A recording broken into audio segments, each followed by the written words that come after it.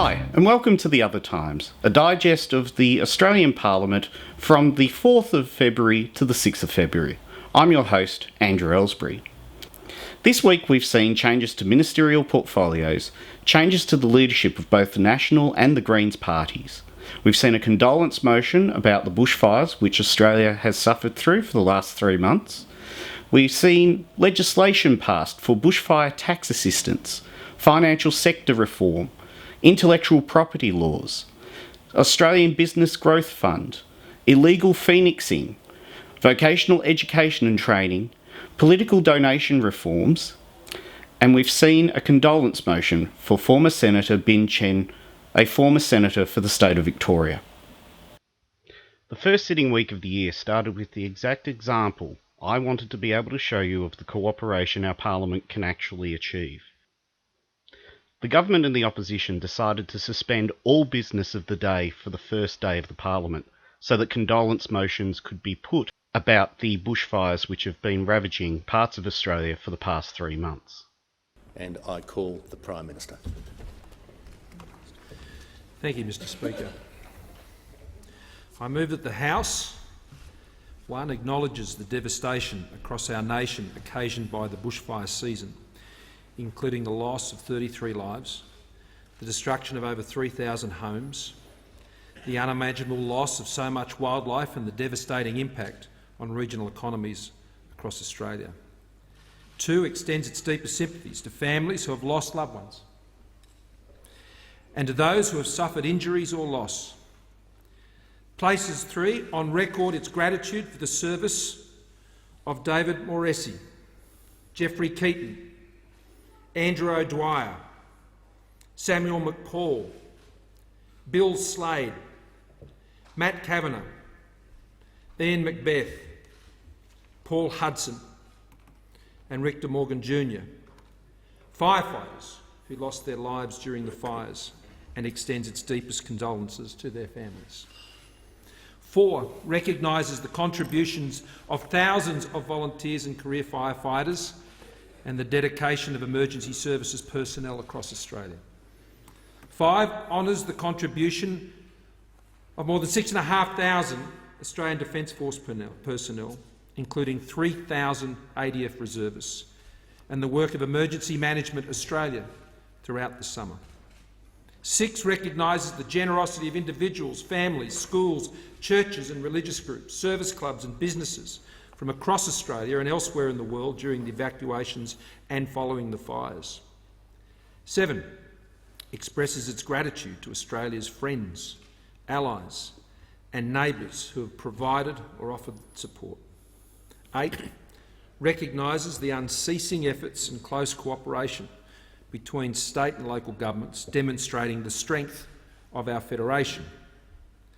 9, commits itself to learning any lessons from this fire season. And 10, pledges the full support of the Australian Parliament to assist affected areas to recover and to rebuild. Mr Speaker, we welcome the families of those who were lost and who are here with us today. In past times, when Australia has been tested by fire, we have given the fires a name based on the name of a day or a locality. Black Thursday in 1851, Black Friday in 1939, Ash Wednesday in 1983, the Canberra bushfires of 2003, and Black Saturday in 2009. Just saying these words brings back such chilling memories. This year we have faced, and we are still facing, a terrible season of fire. National in scale, fires that reached our highest mountain range and our longest beaches. Fires that consumed forests, grasslands and farms, suburbs and villages. Fires that jumped rivers and highways. Fires where days became night and the night sky turned red. Fires that raged into the heavens as clouds of fire. With it all, a merciless smoke that lingered across our cities Fires that still burn. I thank the Prime Minister for agreeing to the proposal for today to be devoted to this important motion of condolence and commemoration. And I honour the families of those who have lost loved ones who are joining us here today. We are united in shock and in sadness. Lives lost, dreams shattered, homes destroyed, communities devastated, native animals pushed to extinction, livelihoods gone up in flames. So much of our country has been consumed by fire. And yet amongst this terrible loss, we have seen bravery, we have seen courage, and we have seen resilience. We have seen our fellow Australians up against the inferno.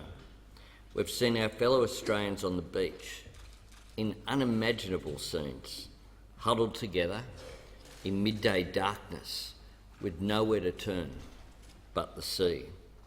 A horrific illustration that this was anything but business as usual.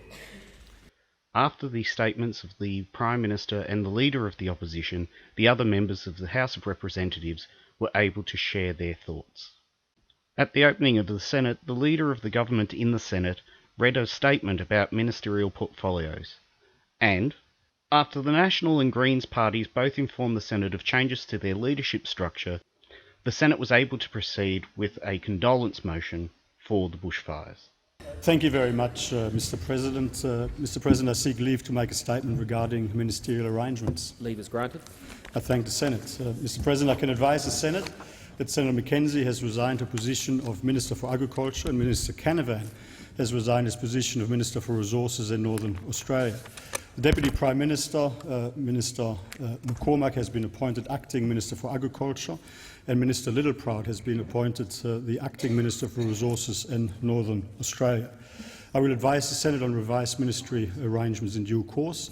I can also advise the Senate that Senator Birmingham will represent the Acting Minister for Agriculture, Senator Reynolds will represent the Minister for Water Resources, Drought, Rural Finance, Natural Disaster and Emergency Management, and Senator Cash will represent the Acting Minister for Resources in Northern Australia, the Minister for Infrastructure, Transport and Regional Development, the Minister for Regional Services, Decentralisation and Local Government, and the Minister for Industry, Science and Technology. Senator Mackenzie.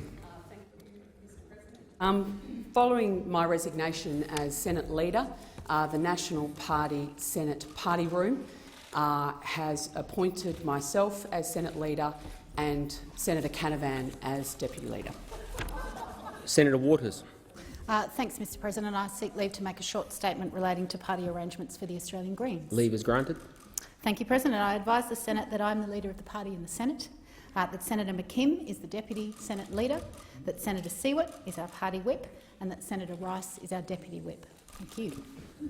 Mr. President, this summer our great nation has faced unimaginable adversity and trauma. Uncontrollable and devastating bushfires challenged us to the core, bringing death and destruction to communities around our wide brown land. But, Mr. President, through such terrible adversity and trauma, we have seen the courage and spirit of the Australian people soar higher than any flames. Thank you, Mr. President. Since we last met in this place, our nation and our people have faced and are facing an unprecedented trial. So today, in this national parliament, we acknowledge the dread, devastation and loss of this summer. We honour the courage, humanity and resilience of our fellow Australians. We honour them in the words we say, but more importantly, we must honour them by our deeds and by our decisions. And what we have been going through as a nation must be a catalyst for doing things differently. Poignantly, as we meet today and reflect on the catastrophic fires that took lives, destroyed homes, livelihoods and habitats, the nation's capital, where we meet right now, is engulfed in smoke and may yet be further threatened by fire. Thank you, President. Our hearts break for the tragedy that our nation has just endured over the summer. This devastating fire season, which started just days out of winter, has demonstrated the reality of the new normal, the climate emergency that Australia is now facing. Summer, which used to be a time of joy and relaxation, has become a time of terror and great loss. Our deepest and most sincerest condolences go to those who have lost their lives and to the loved ones that they've left behind. Senator Griff. Thank you, Mr President. I rise to speak in support of this condolence motion honouring the many lives lost over the course of an unprecedented bushfire season. A season that will be remembered as one of the longest, most ferocious and most devastating that Australia has ever endured. As a nation, we are still counting the horrific cost of this bushfire crisis.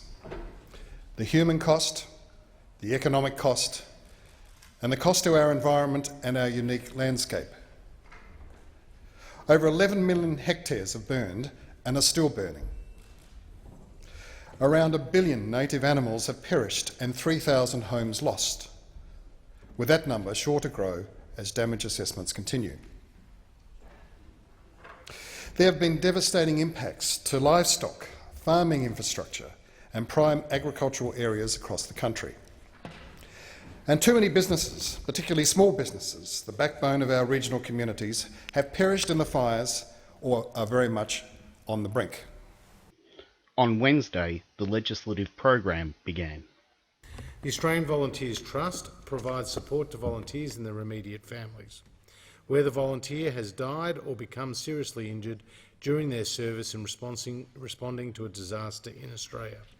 The Community Building Trust will receive, manage and mobilise donations to help rebuild and re-establish communities affected by disasters in Australia. These two charitable trusts will be chaired by Jeff Kennett, AC, and General Sir Peter Cosgrove, AK, CVO, MC, respectively, and will be supported by boards of eminent Australians as well as representatives from Australia's emergency service volunteer organisations.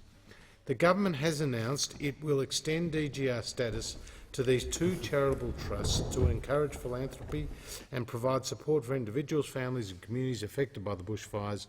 This is implemented through Schedule 2 of this bill. Schedule 1 to the bill comes in two parts. The first part gives effect to the Prime Minister's announcement on the 29th of December 2019 that the Australian Government would, in cooperation with the New South Wales State Government, provide tax-free financial support to volunteers in the New South Wales Rural Fire Service who are employed by small or medium businesses and have volunteered for an extended period to assist in combating the bushfires.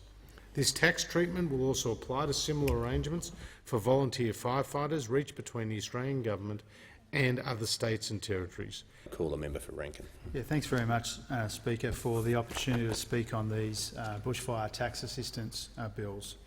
As we've said all along in this horrific summer of fire, Labor's highest priority is to provide support and assistance to those impacted by the bushfires, whether it be local communities, families, businesses, emergency services and others. And we do recognise that these are truly exceptional circumstances. We will support the bill, of course, but we've also supported the departure from the usual practice to ensure the quick passage in this House today, and I expect through the other place tomorrow. I call the member for Warringah. Thank you, Mr Speaker. I rise in support of this bill. For 6 months, Australia has been devastated by the worst bushfires in our nation's history. Communities have been wiped out, businesses irreparably impacted, cities blanketed by smog, forcing many indoors, and our courageous volunteer services have been stretched to the limit, and our beautiful wildlife and landscape decimated. I'll never forget seeing these images of families being evacuated by the Royal Australian Navy for the first time. Images of singed wildlife searching for water, all on a backdrop of a red blood sky with ashes eerily dropping like snow. I call the member for Mayo. Thank you, Mr Speaker. Centre Alliance supports the passage of this bill and acknowledges that the bill seeks to minimise the financial impact of the bushfires through 3 stages. The bill provides tax relief to individuals and businesses who receive a disaster relief payment. It provides a specific income tax exemption for compensation payments made to volunteer firefighters, and it gives DGR status to 2 trusts established to support families and communities affected by this summer's bushfires. Call the member for Indi. Thank you, Mr Deputy Speaker. I'd like to make a brief statement today to support this bill and to underscore the critical importance of delivering support to individuals, primary producers and small businesses in bushfire-affected regions. The support that the government has announced to date, part of which is contained in this bill, is extremely welcome. But as we shift from response to recovery, we need to constantly interrogate whether the support that is offered is right and whether it is enough. Both of these questions are important, and to see we need to look no further than Murrindindi Shire in the south of my electorate of Indi. After Black Saturday, the recovery process involved some things that were effective, but others which were not enough or not right for the community. On the one hand, we saw construction of white elephant infrastructure that was neither asked for nor appropriate for the community needs. With one further government speaker, the bill was put to the House and passed without dissent. Government business, order of the day number 1, financial sector reform, Hayne Royal Commission response, protecting consumers, 2019 Measures Bill 2019, resumption of debate on the second reading. The question is that this bill be now read a second time, and I call the honourable member for Whitlam.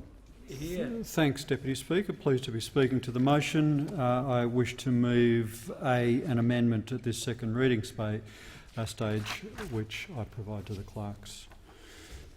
This bill finally implements 4 of the government's long list of unmet commitments from its response to the Banking Royal Commission. This will, when it is finally passes the Parliament, bring the government to a grand total of 10 of 76 of the recommendations that were made by the Hayne Commission into the banking and financial services sector. I'll briefly summarise the effects of the bill and then review each of the schedules before addressing our amendment. To this, the honourable member for Whitlam has moved as an amendment that all words after that be omitted with a view to substituting other words. The question now is that the amendment be agreed to, and I call the honourable member for McKellar. Thank you, Mr Deputy Speaker. Mr Deputy Speaker, I don't propose to speak for long today on this bill. Normally that gets me a round of applause, but apparently not today. Thank you. The member for Whitlam has spoken eloquently, eruditely and, of course, incorrectly on most of what is in this bill, and we thank him for his contribution to date. We do share with him, however, his desire to see these pieces of legislation passed as quickly as possible. A further 4 members spoke to the bill before the amendment was put to the House as a division, with the result being 69 ayes and 78 noes. A further amendment was put that had been mentioned earlier in the debate. This resulted with 67 ayes and 78 noes. A further 2 members then spoke to the bill, including the member for Mayo, who moved a further amendment. The honourable member for Mayo. Thank you, Mr Deputy Speaker. I rise to briefly speak on the National Consumer Credit Protection Amendment, Mandatory Crediting Reporting and Other Measures Bill.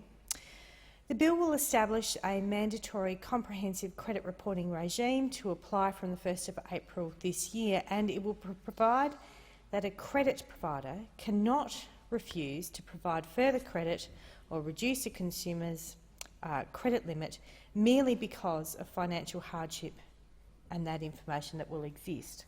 While Centre Alliance supports the bill, we are concerned that the hardship arrangement indicators scheme, as outlined in Schedule 2, may lead to unfair outcomes for people who are financially vulnerable. When this amendment was put to the vote, it was lost without a division. The bill was then read a third time and agreed to by the House. The House of Representatives then moved to a condolence motion on the passing of former Senator Tsebin Tchen. Following the condolence motion, the National Party spoke about their leadership arrangements, and the Prime Minister spoke about ministerial arrangements. The Greens then spoke about their leadership positions within the Parliament.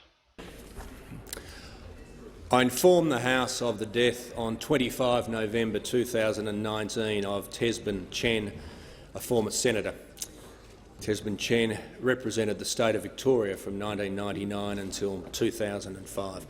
As a mark of respect to the memory of Tsebin Tchen, I invite all present to rise in their places.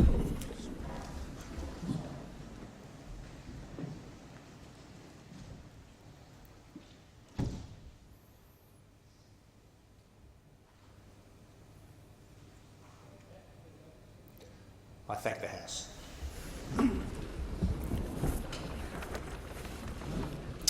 The Deputy Prime Minister on indulgence. Thank you, Mr Speaker. On indulgence, I'm pleased to advise the House that the honourable member for Marinara has been elected Deputy Leader of the Nationals. And I call the Prime Minister on indulgence. Thank you, Mr Speaker. I present a revised ministry list reflecting acting arrangements for the ministry and change representative arrangements in the other chamber. Indulgence, as wish to inform the House that I've been elected as the Parliamentary Leader of the Australian Greens. Legislative debate resumed after question time. Government Business, Order of the Day number 4, Intellectual Property Laws Amendment, Productivity Commission Response Part 2 and Other Measures Bill 2019. Minister to move second reading. Minister. Thank you, Deputy Speaker. I present the revised explanatory memorandum to this bill, and I move that this bill be now read a second time. The question is that this bill be now read a second time. The Minister. Thank you. This bill is the second piece of legislation that delivers on the Morrison government's commitment to review and reform our intellectual property system. The intellectual property system, or IP system, is an important part of the economy. It encourages the development of new technologies, products and markets. In 2016, the Productivity Commission undertook a comprehensive review of Australia's IP system, including copyright, trademarks, patents, designs and plant breeders' rights.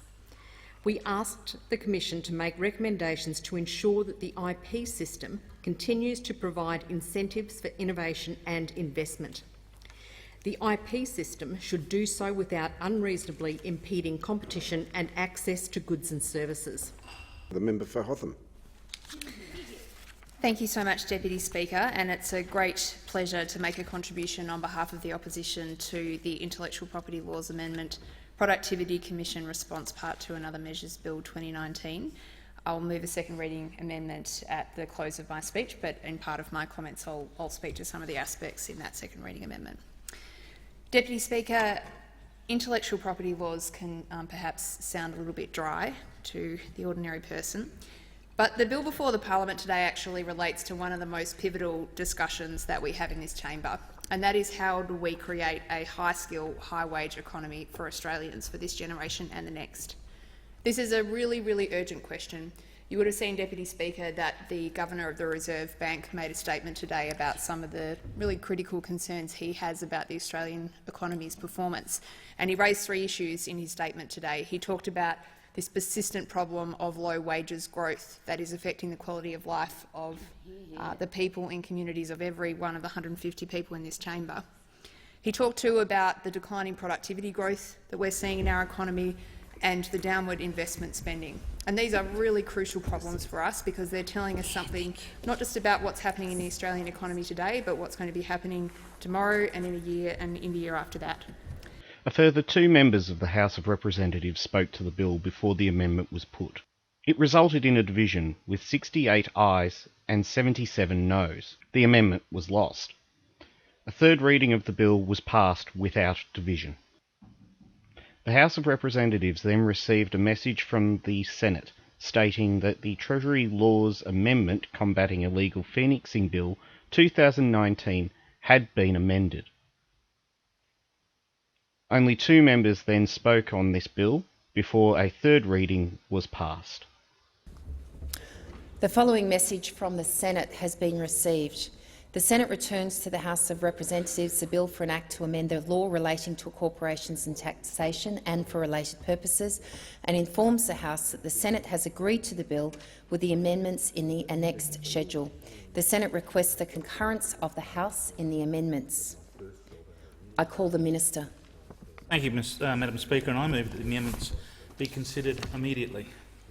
The question is that the amendments be considered immediately. All those in favour say aye. Those against say no. I think the ayes have it. I understand that it is the wish of the House to consider the amendments together. I call the Minister. I move that the amendments be agreed to. No, that's my line to hear. The question is that the amendments. Still there, I move that the amendments be agreed to. I thank the Minister. The question is that the amendments be agreed to, and you wish to speak on the amendments. And I call the member for Throsby or Whitlam. I call the member for Whitlam. Thanks so much, Deputy Speaker. We're going to get there. When this matter first became before the House, we moved some amendments.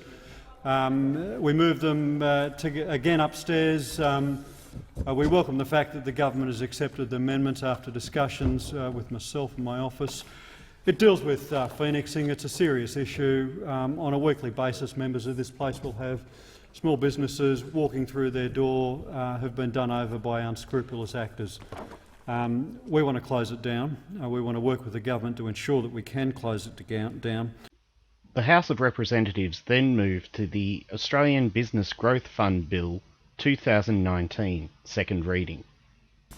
Government Business, Order of the Day number 5, Australian Business Growth Fund Bill 2019, resumption of debate on the second reading. The question is that this bill be now read a second time, and I call the member for Rankin. Thanks very much, Deputy Speaker. Labor strongly supports small and medium-sized businesses in Australia, and we want to see them thrive. They're a critical driver of the economy. Currently, more than 3 million SMEs employ around 7 million Australians. Clearly, a crucial part of the economy, and we need to give them support where we can out of this building so that they can continue to serve and service Australians right around Australia, particularly at a difficult time right now for so many of them in bushfire-affected communities. That's why Labor does support, in principle, the legislation which is before the House tonight, given the importance of SMEs and the challenges that they face in accessing the finance that they need in order to grow and to employ more people.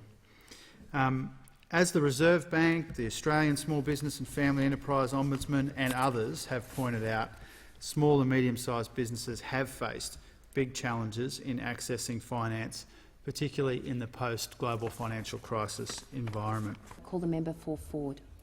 Well, thank you, Madam Deputy Speaker, and it's always a pleasure to rise in this House and speak about the things that this government is doing for business across the country, and in particular for this bill, small to medium businesses. And this bill seeks to introduce or to establish the Australian Business Growth Fund. The purpose of this special fund is to help small and medium businesses to more readily access equity funding to raise capital, fund their growth and prosper in the long term. Earlier in the day in the Senate, the Treasury Laws Amendment Combating Illegal Phoenixing Bill was debated.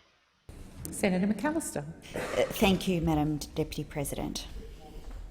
Well, Labor has long urged the government to act on illegal phoenixing, and we congratulate them for finally getting to work through this bill. We support this bill and we support its objectives.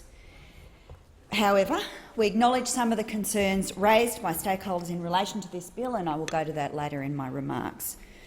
We also acknowledge that the public is very interested to know, has a right to know, whether the provisions in this bill will have their intended effect, because phoenixing hurts people.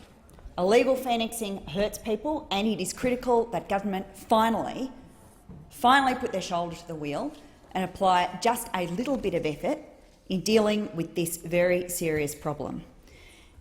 And it's important that this ledge works, and we will therefore be proposing amendments to the bill that will require a statutory review to be conducted in 5 years. Senator Griff.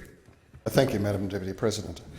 This bill is a positive step towards tackling the immoral practice of phoenixing, which by design is all about swindling innocent people. We've all heard the stories, we know the characters, we know the damage they do, and all too often they get away with it. For the few who are prosecuted, the penalties are often measly and not enough to deter wrongdoing. So I very much welcome the government's efforts to fight phoenixing and to stop the rorting which unfairly takes money from the pockets of employees, subcontractors, suppliers and governments. A recent example from South Australia bears this out. The Commonwealth Public Prosecutor recently secured the conviction of a company director who had engaged in illegal phoenix activity. This director operated two entities, Eastwood Insulation and Thermalclad. Thermalclad held the assets and Eastwood Insulation held the debts. When Eastwood was inevitably placed into administration, it owed more than $2 million, including $1.2 million to the tax office.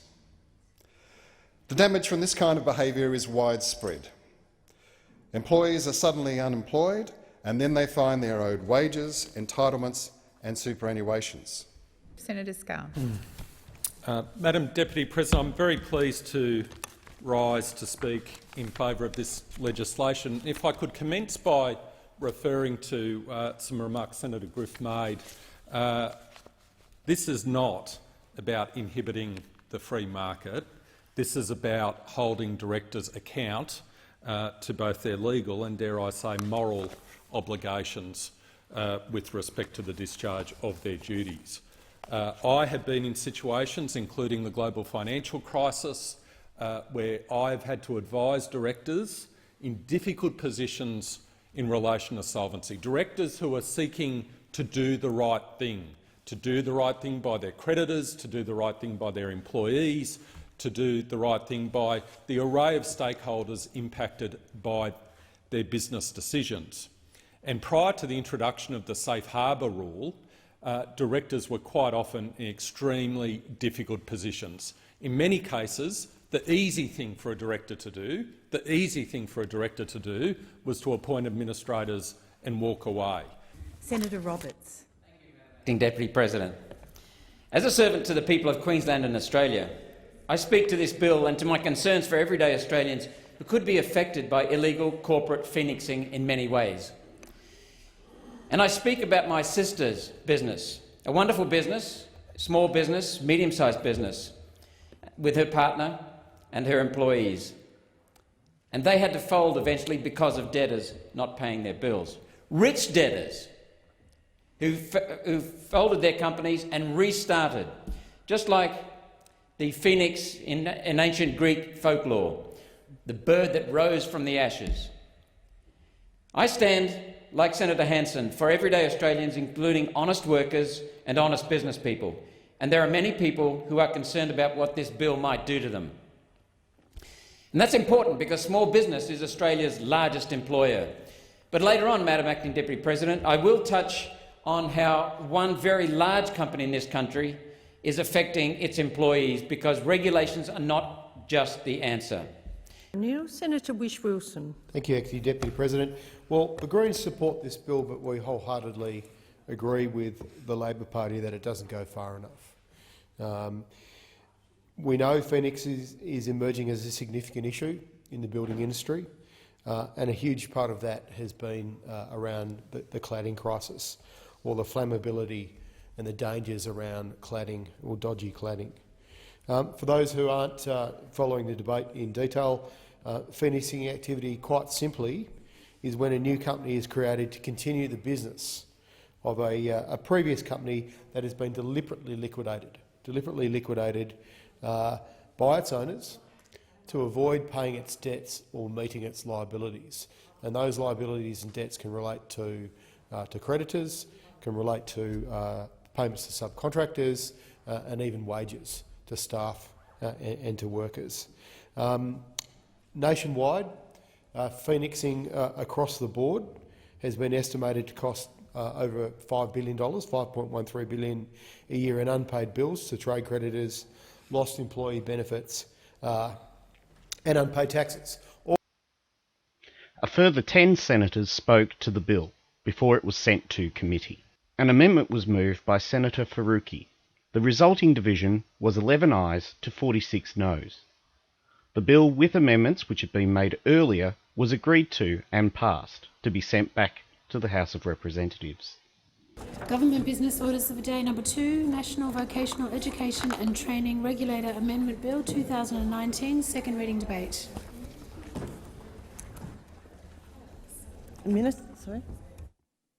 Senator Farrell, sorry.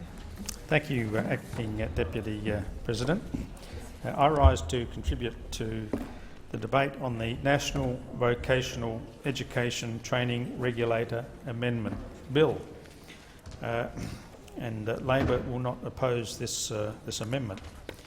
The bill seeks to reform the operation of the Australian Schools Quality Authority, ASQA, the National VET Regulator, to strengthen its powers, enhance protections for students and improve transparency to assist RTO compliance. The proposed reforms largely implement recommendations of independent reviews that have been supported by the sector. The key amendments will impose a new condition of registration that requires RTOs to demonstrate a commitment and a capability to deliver quality VET. Senator Faruqi.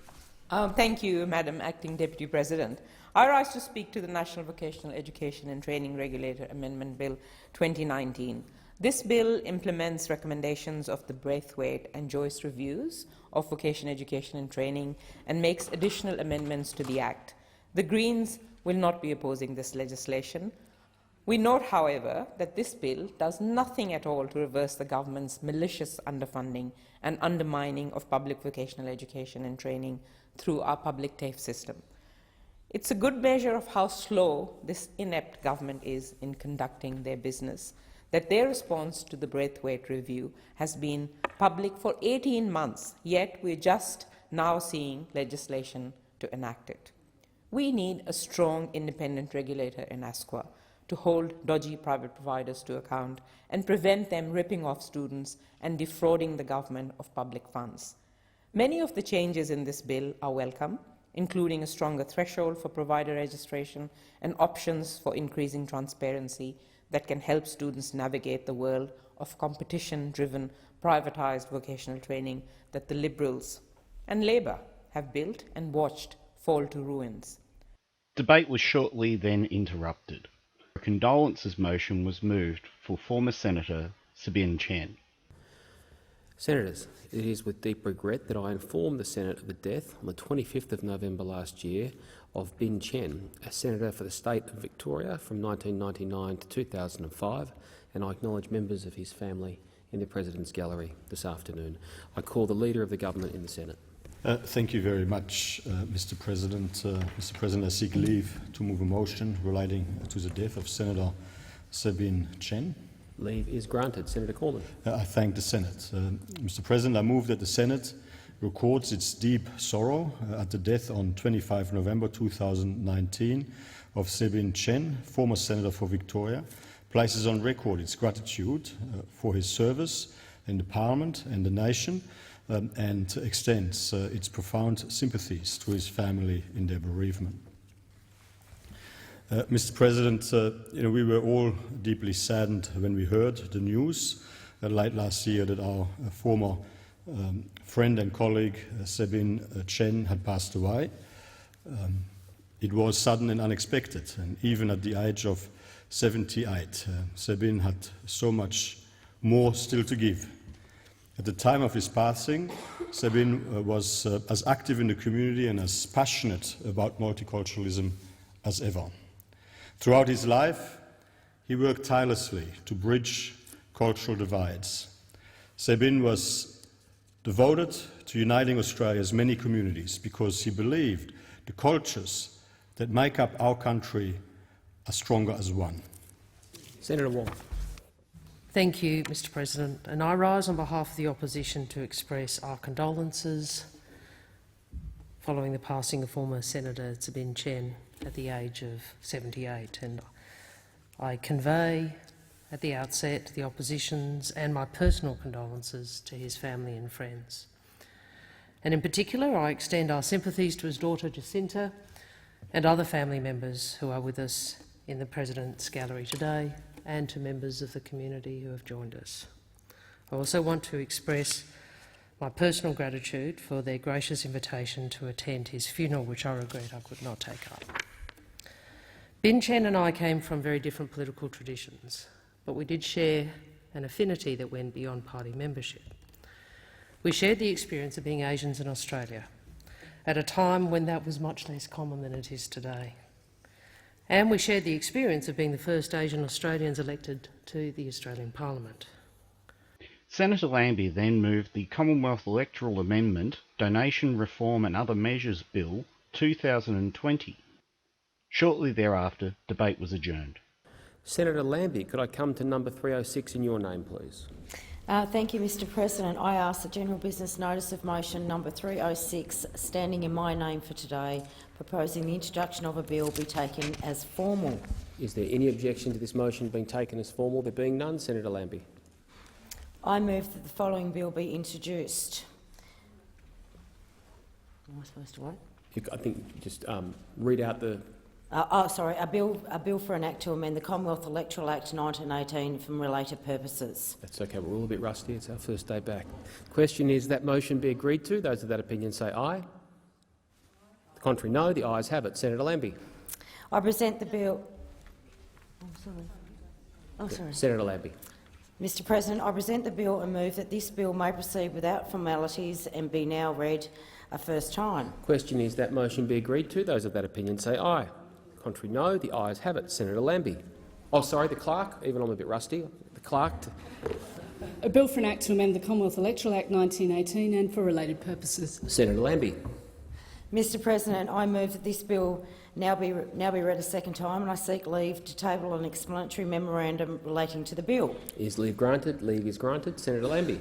Thank you, Mr President. I table an explanatory memorandum and I seek leave to have the second reading speech incorporated in Hansard and to continue my remarks. Is leave granted? Leave is granted. Thank you, Senator Lambie.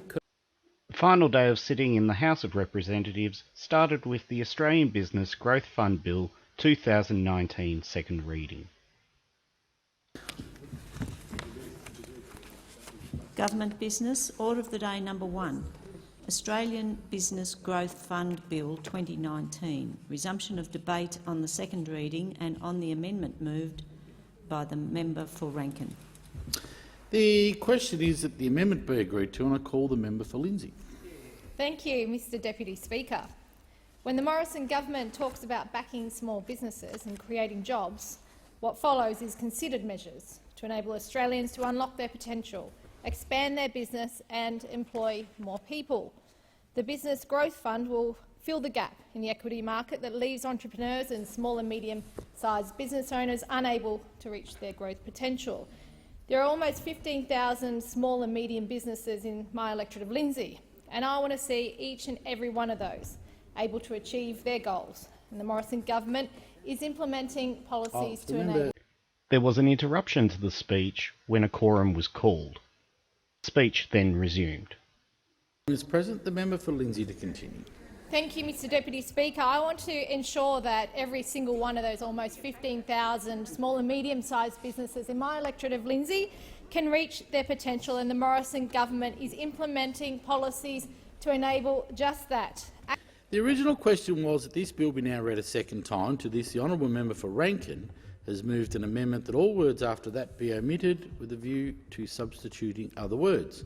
So the question now is that the amendment be agreed to, and I call the member for Burt. Thank you, Mr Deputy Speaker. Since coming into the portfolio of assisting in small and family business, I've had the opportunity to travel all over the country to meet with small and family businesses from Darwin, Hobart, Gosnells, the central coast of New South Wales, Katoomba and Melbourne, to meet with these businesses and to discuss what government can do to help them, to understand what is confronting them in their lives, in their businesses. And whilst they have raised many issues that are quite specific to their industry or their town or city or the businesses in which they operate, there are some commonalities. And one of the biggest commonality that comes up time and time again is access to finance, particularly getting access to capital. It's hard for small and family businesses to get off the ground or to find that necessary finance to expand, especially when they're being forced into the situation of having to put up their own home as security. After all, you wouldn't feel that secure if your business or your home was at risk of being lost, and especially not both in the current economic circumstance. A further 6 members of the House of Representatives then spoke. The amendment to the bill was then put to the Parliament and, after a division, received 66 ayes and 78 noes. The original bill was then put to the Parliament and agreed to. Government business, next order of the day, Treasury Laws Amendment, Research and Development Tax Incentive Bill 2019, resumption of debate on the second reading. The question is that this bill be now read a second time. And I give the call to the Shadow Minister. The member for Gorton, named after John Gray Gorton. Thanks very much, Deputy Speaker. I rise to speak to this bill, and before I do, I'd like to read the amendment that I'd seek to move as a second reading amendment, and that is that all words after that be omitted with a view to substituting the following words. Whilst not declining to give the bill a second reading, the House notes that research and development continues to fall in Australia and sits at 1.79% of GDP. Private research and development is only 0.9% of GDP, and Australia is close to the bottom of the OECD ratings for collaboration between industry and researchers, and criticises the government for its staffing cap at the CSIRO and its continued attempts to politicise science and research and development in Australia. Deputy Speaker, as we debate the Treasury Laws Amendment Research and Development Tax Incentive Bill 2019, I think first and foremost we need to understand the floundering economic environment we find ourselves in under the Morrison government. I call the Minister. Thank you, Deputy Speaker. Firstly, I'd like to thank those members who have contributed to this debate, and the government is committed to supporting research and development in Australia and the economic opportunities and jobs it creates. These reforms are a response to the 2016 review into the incentive, chaired by former Treasury Secretary John Fraser, the then Chair of Innovation Australia, Bill Ferris, and Australia's Chief Scientist Alan Finkel. The changes proposed in the bill will improve the tax incentive's effectiveness, as well as the sustainability and integrity and administration of the program. Importantly, the reforms will ensure that the incentive is true to its name, providing an incentive to undertake additional R&D rather than subsidising activity that would have been undertaken anyway. Undertaking these reforms to the incentive will ensure it remains an important part of the government's overall support for R&D in Australia. I commend this bill to the House. A further 7 members spoke to the bill before the amendment was put. A resulting division saw 68 ayes and 78 noes. The amendment was defeated.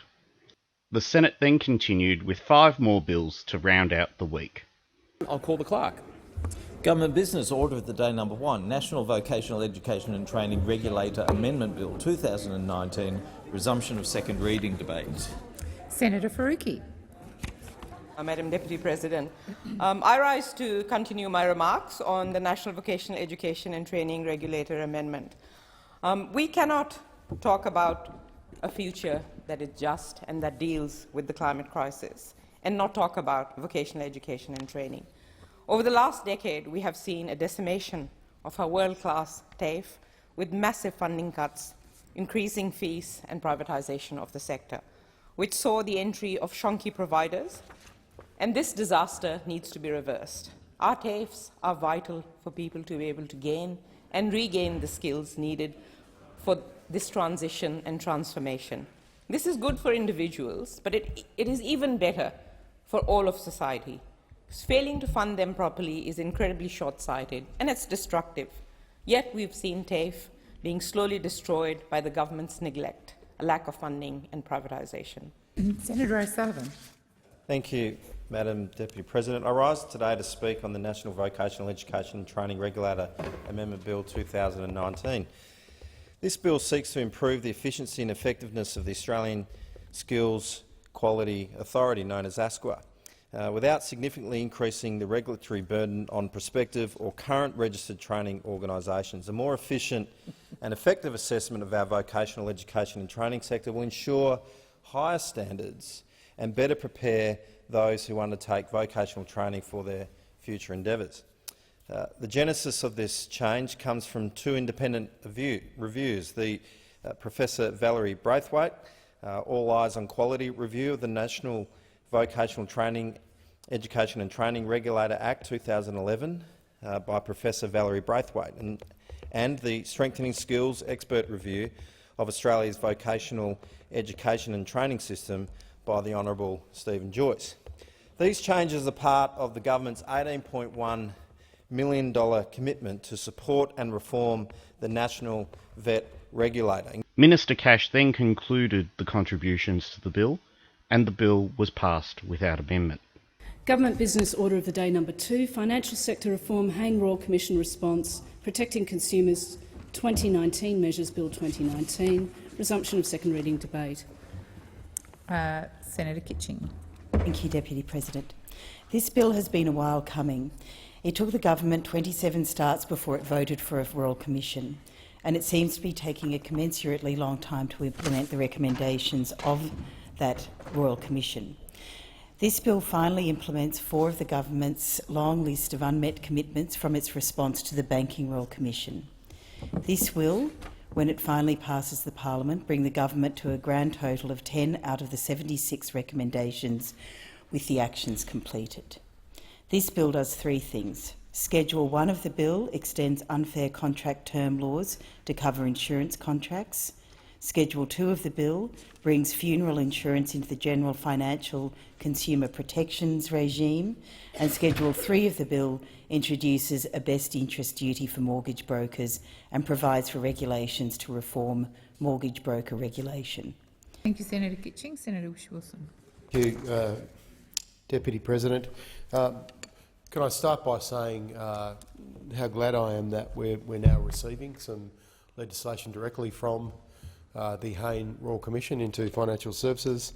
The Greens worked very hard to get that Royal Commission up over nearly 5 years, and I understand that this government is planning to bring up to 42 pieces of legislation before both the House and the Senate that relate directly to the recommendations of the Hayne Royal Commission. Could I also add, for anyone interested in this, that a number of legislation, or a large number of bills were brought both before the Senate and the House prior to the Royal Commission. We're aware of many problems in the financial services sector, dating back to some of the original inquiries I was involved with from 2013. And this House legislated some significant reform, and I will pay credit to Kelly O'Dwyer and other ministers who have been active over this time. We didn't feel like it was enough, though. We wanted a full independent inquiry into much of what the Senate and the senators who attended the various Senate inquiries had heard. A Royal Commission that had investigative powers, that had resources, that had adequate time and a broad enough terms of reference to deal with some of these structural inherent problems in the financial services sector. Senator Rennick. Deputy President, I rise today in support of the Financial Sector Reform Bill. All 76 key recommendations from the 2019 Hayne Royal Commission were directed towards resolving specific issues of negligence and institutional misconduct, and addressing the negative impact on public confidence in Australia's banking and financial services sector. Of the 76 reform recommendations, 54 were directed to the government, 12 to the financial regulators, and the remaining 10 to the industry to implement. The Morrison government has made it clear that it will take action on all 54 government recommendations and has announced a further 18 commitments to help address the issues raised in the Commissioner's final report. The government is on track to meeting these commitments and in taking action on the Commission's recommendations. This bill is part of the Morrison's government's strong commitment to take action to better protect consumers and to regain public confidence in our financial sector. Specifically, this bill seeks to address concerns identified by the Royal Commission within the mortgage broking industry, in particular issues that limit confidence in professional standards and cause criticism of established remuneration structures. A further 7 senators spoke to the bill before it was agreed to and passed by the Senate. Government Business Order of the Day number 6, Financial Sector Reform, Hayne Royal Commission Response, Stronger Regulators 2019 Measures Bill 2019, resumption of second reading debate. Senator McAllister. President, can I just clarify, I didn't quite hear the clerk, that we are dealing with the Hayne Royal Commission response? Yes. Ledge, thank you. Well, I should start by clarifying that this bill, despite its name, has very little to do with the Hayne Royal Commission. In fact, this bill implements recommendations from the ASIC Enforcement Review Task Force from 2 years ago, but it's been dressed up to look as though the government is taking action following the Royal Commission. It is a year since the release of the Hayne Royal Commission report, and it is deeply shameful that in the past year the government has only implemented 6 of the 76 recommendations.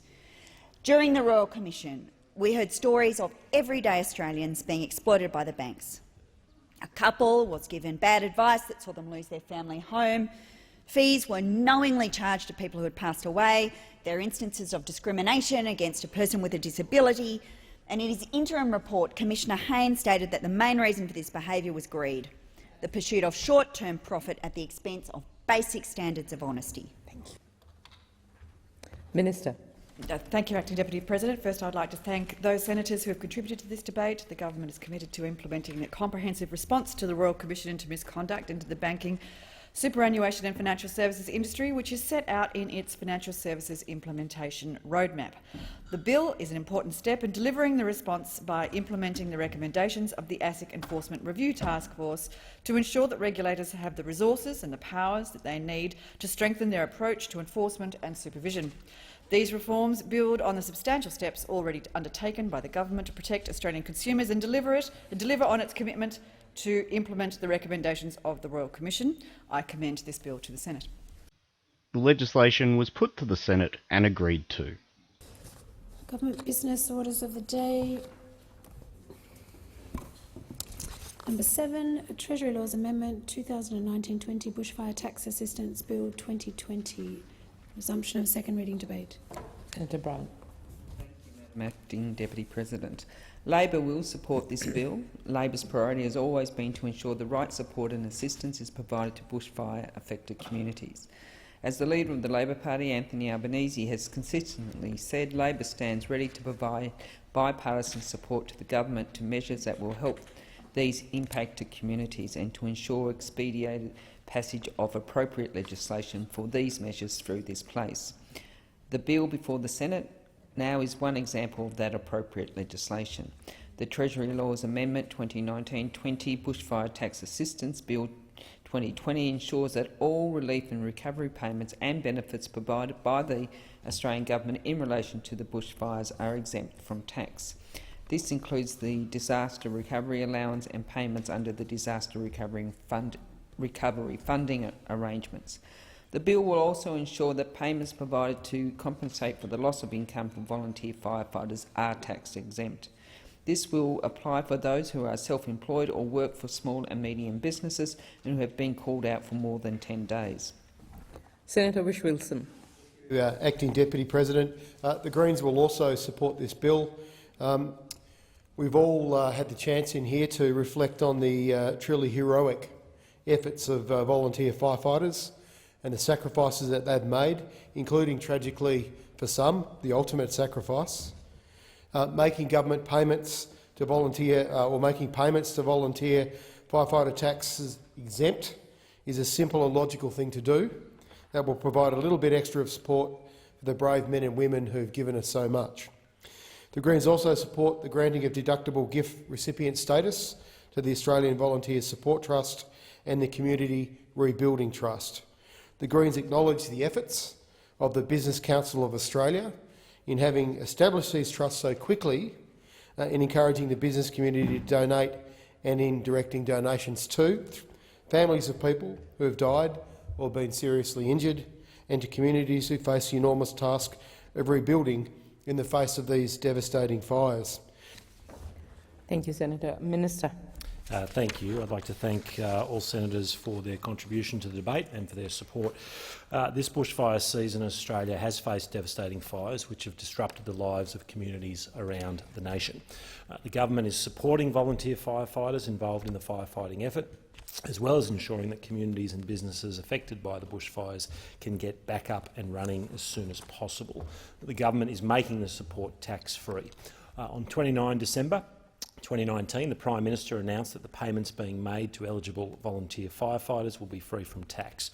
Further to that, given the exceptional circumstances of these bushfires, on 8 January 2020 the government announced that disaster payments in response to the 2019-20 bushfires will be free from tax. Schedule 1 to the bill gives effect to the announced tax treatment. Schedule 2 to the bill amends the Income Tax Assessment Act 1997 to include the Australian Volunteers Support Trust and the Community Rebuilding Trust on the list of deductible gift recipients. Deductible gift recipient status allows members of the public to receive income tax deductions for gifts of $2 or more made to these organisations. I want to thank the opposition and other senators for their constructive engagement on this important bill and their support for its swift passage through Parliament, and I commend it to the Senate. The legislation was put to the Senate and passed. Government Business Orders of the Day number 3, Treasury Laws Amendment 2018 Measures number 2 Bill 2019, resumption of second reading debate.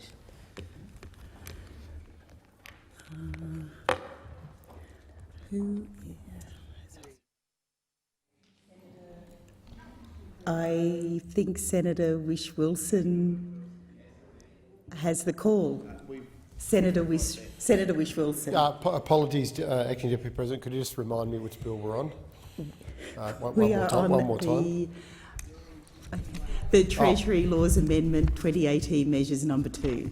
Thank you, Acting Deputy President. I was just making the point that the sandbox, the bill for a sandbox for fintech, may well become kitty litter for spivs if we don't have the right controls in place. If I could use that analogy, and for those parliamentarians, who are perhaps caught in the thrall of fintech, need to consider this very seriously. Let me remind senators of the drastic consequences that financial innovation can have, and I want to give you a couple of examples that relate directly to consumers as well as investors. On the consumer side, this bill opens the door for new forms of payday lending to operate without a licence. Can anyone seriously say that what we need right now is faster and looser controls around consumer credit and more ways for loan sharks to ply their trade? Senator Rennick. Thank you, Acting Deputy Madam President. I rise to contribute on the Treasury Laws Amendment Measures number 2 Bill 2019. This bill is another key step in the government's $1 billion national innovation and science agenda, a strategy to promote a culture of innovation, entrepreneurship and risk-taking to expand, develop and strengthen the Australian economy. This bill allows for very specific targeted amendments to Australia's tax and regulatory architecture. Once applied, these changes will better support Australia's developing financial technology sector to more effectively market test new products and services. The bill also seeks to clarify tax provisions to deliver greater certainty for early-stage venture capital investment in Australian small-cap businesses, including crowdsourced funding for start-ups. These reforms will help establish Australia as a leading fintech hub by driving competition that will help deliver better outcomes for consumers, including cheaper financial products. Senator O'Neill. Thank you very much, Acting Deputy President. And before I make my comments and contribution to the debate on this Treasury Laws Amendment, I just have to remark on hearing the close of Senator Rennick's speech and the speeches of so many of those on the other side. They get to the end and they give you this little 3-line patter that they all talk about how they're doing this, they're doing that, etc. The great PR machine of the government rolls on. At the end of every speech you get a little signal of it. The problem is the gap between the rhetoric and the reality is just growing by the day. And sadly, as much as they talk innovation, as much as they talk as though they're able to support businesses, this is a government that has been in now for 3 terms. And this bill is coming to us because they haven't been able to get the job done right. They have not been able to create the context in which innovation has boomed in the way that they've proclaimed it would just by them showing up and becoming the government. A further 3 senators spoke to this bill before the debate was adjourned. Both houses have also announced that the President of Indonesia will be making an address in the House of Representatives next week. We'll be looking forward to hearing what the President has to say during his visit. This has been The Other Times. I hope you've enjoyed the program and look forward to telling you about what's happening in the Parliament during the next sitting week.